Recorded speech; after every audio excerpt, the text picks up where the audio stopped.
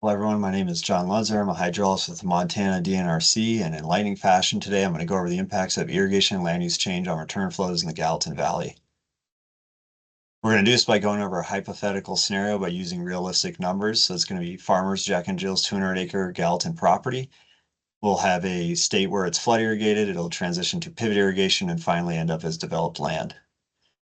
When we're talking about irrigation return flows, there's a couple key components we need to consider in the calculations. When you're diverting from a stream, you have some conveyance loss via the ditch or whatever diversion you're using. This is commonly called seepage. Once that water arrives to the field, a portion of it is consumed by the crop, and this leaves the water balance. However, a portion of that water is not used by the crop and returns to the groundwater, and via some lag time eventually ends up back in the stream. So for each of these three scenarios, we need to consider a couple of different things. We're thinking about return flows. First off is crop type. So for the flood, we're going to consider it pasture grass. For the pivot, we're going to consider it alfalfa, which is common change in the valley. And for the domestic lawn and garden use, we're going to consider it turf grass. The diversion type, so the flood and pivot will be taken from the stream, and the domestic lawn and garden use will be taken from a groundwater well. For ditch loss, the flood will be supplied by a ditch, so it will have ditch loss. The pivot will be supplied by a pipeline and will not have ditch loss. And domestic lawn and garden use as well, so it will not have ditch loss. For acreage, the flood will be the full 200 acres. For the pivot, it'll be 165 acres. This is due to the loss of the pivot corners when switching from a square to a circle.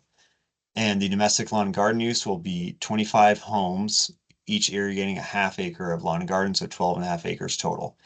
Irrigation efficiency is when that water is actually applied to that field, how much is actually used by the crop and how much goes to the ground to become return flows. So for the flood, it's relatively inefficient, it'll be 50%. The pivot is very efficient, it'll be 90%. And the lawn and garden sprinkler will be 70%.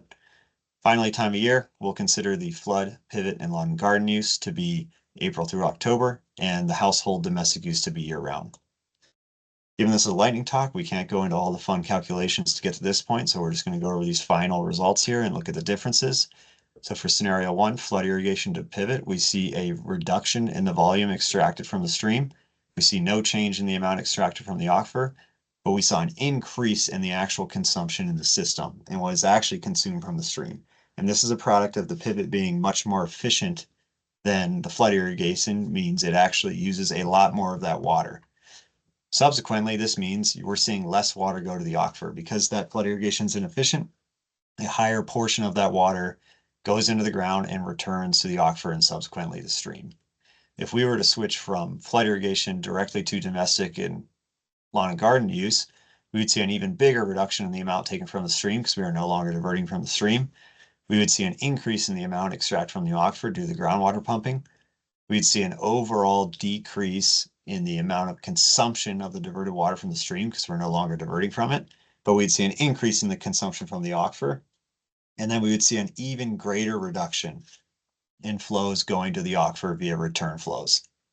If we were to go from pivot to domestic lawn and garden use directly, we'd see a moderate decrease in the amount diverted from the stream.